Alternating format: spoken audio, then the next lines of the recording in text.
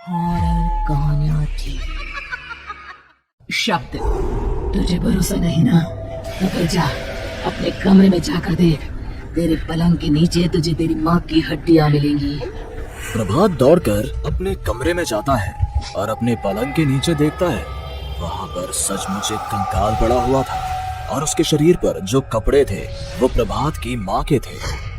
क्या बात है, आज तो आप सुबह से ही बहुत बिजी हैं। ऐसा क्या लिख रहे हैं? बस एक फैमिली की कहानी लिख रहा था। जैसे हमारी फैमिली है ना, तुम, माँ और मैं, लेकिन थोड़े अलग तरीके से, क्योंकि ये कहानी हॉरर है और इसमें जो आदमी है ना, मैंने उसकी बीवी को मार दिया है। मतलब कहानी में ऐसा लिखा है। और जानती हो, उसके बाद जो बीवी है ना, वो एक बुरी आत्मा बन जाती है। क्या बेटा, इस तरह की डरावनी कहानियां क्यों लगता है? तो जानता है ना, हम जो सोचते हैं, जो लिखते हैं, हमारा दिमाग पूरा दिन वैसा ही होता रहता है। माँ, परेशान होने वाली क्या बात है? राइटर हूँ मैं, मेरा तो काम है कहानियां लिखना। और वैसे भी ये सिर्फ एक कहानी है माँ, कोई सच नहीं है। उसके बाद कुछ दिन बीत जाते हैं। एक रात प्रभात को अपने ऑफिस से लौटने में देरी हो जाती है। रात के लगभग 12 बजे हुए थे। प्रभात जैसे ही अपने घर पहुंचता है, उसने देखा कि उसकी पत्नी दुर्गा डाइनिंग टेबल पर उसका इंतजार कर रही है। आ गए आप? कब से आपका इंतजार कर रही थी। देखिए ना, खाना भी ठंडा हो गया है।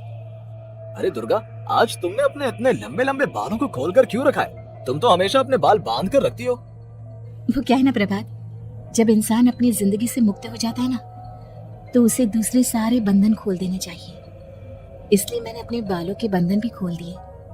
ये तुम किस तरह की बातें कर रही हो? तुम ठीक तो हो? मैं बिल्कुल ठीक हूँ प्रभात। अच्छा चलो खाना खाओ। वो क्या है ना दुर्गा, मुझे भूख नहीं है। ऑफिस में कुछ खा लिया था। कोई बात नहीं, मैं तुम्हारे लिए एप्पल काट देती हूँ, एप्पल खा लो। नहीं दुर्गा, मुझे नहीं खाना है, मेरा मन नहीं है यार। तभी अचानक से दुर्गा अपने हाथ में एक बड़ा सा चाकू लेकर प्रभात पर हमला कर देती है।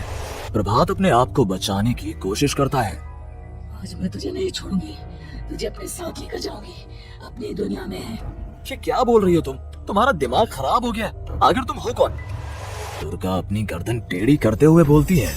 मैं दुर्गा हूँ, तुम्हारी पत्नी। ध्यान से देखो मेरी आंखों में।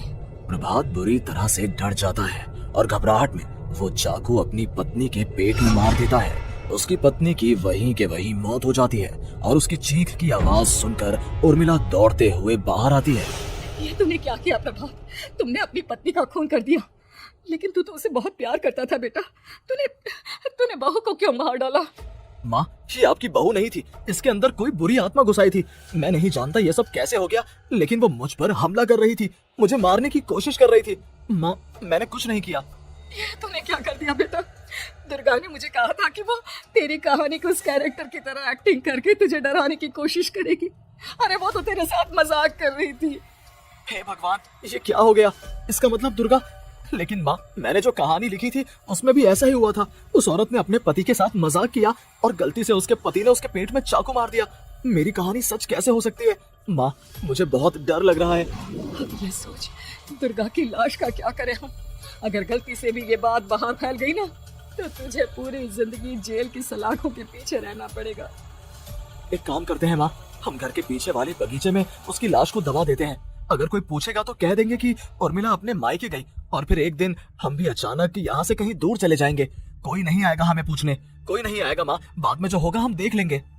प्रभात अपनी माँ उर्मिला की मदद से दुर्गा की लाश को अपने घर के बगीचे में गाड़ देता है। कुछ दिन तो ऐसे ही बीत जाते हैं, लेकिन एक दिन अचानक रसोई से आ रही कुछ आवाजें सुनकर प्रभात की नींद खुलती है। प्रभात ने देखा कि वहाँ पर एक लंबे बालों वाली औरत दूसरी तरफ चेहरा करके खड़ी हुई थी। कौन है? कौन है वहाँ पर? अरे कौन हो तुम? मैं दुर्गा हूँ प्रभात। क्या हुआ, मुझसे इस तरह के सवाल क्यों कर रहे हो तुम? तुम दुर्गा नहीं हो सकती। दुर्गा तो प्रभात, मैं तुम्हारी पत्नी हूँ, तुम मुझे कैसे भूल सकते हो? 4 दिन के लिए मायके क्या चली गई? तुम तो मुझे भूल ही गए। अब अगली बार ना मैं कहीं नहीं जाऊंगी। पता चला तुमने तो मुझे पहचानने से ही इनकार कर दिया। नहीं, तुम दुर्गा नहीं हो सकती। तुम दुर्गा हो ही नहीं सकती। मैं जानता हूँ ये सब क्या हो रहा है। मैंने अपनी कहानी में लिखा था कि उस आदमी की पत्नी की मौत के बाद एक बुरी आत्मा उसका रूप लेकर उसके घर में आ जाती है। तुम वही हो ना? और अचानक से खूबसूरत दुर्गा का चेहरा काला पड़ जाता है। उसकी आंखें लाल हो जाती हैं और पूरे शरीर पर बाल, लंबे नुकीले नाखून, उसके दोनों पैर उल्टे हो जाते हैं और बेहद डरावनी आवाज में वो चिल्लाकर कहती है, बुरी आत्मा, मेरा खून करके मुझे अपने ही घर में गाड़ कर तू मुझे बुरी आत्मा कह रहा है, तो मैं तुझे छोड़ूंगी नहीं। और अचानक से प्रभात के घर में बेहद डरावनी आवाजें गूंजने लगती हैं। घर में चारों तरफ बहुत सारी बुरी आत्माएं नजर आने लगती हैं। प्रभात घबरा कर अपनी माँ को आवाज देता है, माँ कहाँ है आप? जल्दी आइए माँ, देखिए ना ये सब क्या हो रहा है। प्रभात ने देखा कि अचानक से उसकी माँ कमरे से दौड़ कर आती है। क्या हुआ प्रभात? और ये लोग कौन है? इन सबके गर्दन टेढ़ी क्यों है? इनके बाल खुले हुए। हाँ प्रभात, ये सब लोग तो मुझे मरे हुए नजर आ रहे हैं। हाँ माँ, ये सब लोग मरे हुए ही हैं और ये ठीक वैसा ही हो रहा है जैसा मेरी कहानी में हुआ था। लेकिन मेरी कहानी के हिसाब से तो आप भी। अचानक से उर्मिला का रूप बदल जाता है। वो भी एक डरावने साए की तरह बन जाती है और बेहद डरावनी आवाज में चिल्ला चिल्ला कर कहती है, मर गई तेरी माँ। जानता है, कल रात जब तू सो रहा था ना, तो मैंने उसके शरीर का सारा खून पी लिया। अब बस हड्डियां बची है उसके शरीर में। नहीं, ऐसा नहीं हो सकता, ऐसा बिल्कुल नहीं हो सकता। मेरी माँ नहीं मर सकती। तुझे भरोसा नहीं ना, तो फिर जा अपने कमरे में जाकर देख। तेरे पलंग के नीचे तुझे तेरी माँ की हड्डियां मिलेंगी। प्रभात दौड़कर अपने कमरे में जाता है और अपने पलंग के नीचे देखता है। वहां पर सचमुच एक कंकाल पड़ा हुआ था और उसके शरीर पर जो कपड़े थे वो प्रभात की माँ के थे। माँ, अब मुझे कुछ करना पड़ेगा। लेकिन मेरी कहानी में लिखा था कि माँ की मौत मेरे हाथों से होगी, पर माँ तो पहले ही मर चुकी है और वो बुरी आत्मा मुझे भी मार देगी। नहीं, इससे पहले कि वो मुझे कुछ करे, मुझे उसका काम खत्म करना होगा। प्रभात अपने हाथ में बड़ा सा चाकू लेकर उस बुरी आत्मा पर हमला कर देता है जिसने प्रभात की माँ का रूप लिया हुआ था, और अगले ही पल वो नीचे गिर जाती है और उसके शरीर से खून बहने लगता है। ऐसा नहीं हो सकता, एक बुरी आत्मा के शरीर में तो खून होता ही नहीं है। तो क्या सच में मैंने अपनी माँ को मार दिया? लेकिन अभी कुछ देर पहले तो फिर वो कंकाल किसका है? और ये कौन है? मैं पागल हो जाऊंगा। और अपनी माँ की लाश, इसका मैं क्या करूं? लोग पूछेंगे तो मैं क्या जवाब दूंगा? तभी वहां पर दुर्गा का रूप लेकर जो आत्मा थी उसने प्रभात से कहा, गाड़ दे अपनी माँ को ले जाकर उसी जगह जहाँ तूने मेरा खून करके मुझे गाड़ दिया था। जा, चला जा। घबराया हुआ प्रभात पागलों की तरह अपनी माँ की लाश को लेकर बगीचे में गाड़ देता है। प्रभात की हालत पागलों जैसी हो जाती है। वो अपने आप को अपने घर में बंद कर लेता है। कहानी के हिसाब से तो आगे ये हुआ था कि कहानी लिखने वाले ने उन बुरी आत्माओं से डरकर आत्महत्या कर ली थी। तो क्या मैं भी मर जाऊंगा? क्या मैं भी आत्महत्या कर लूंगा? एक काम करता हूँ, मैं अपनी कहानी का अंत बदल देता हूँ। हाँ, ये मैंने पहले क्यों नहीं सोचा।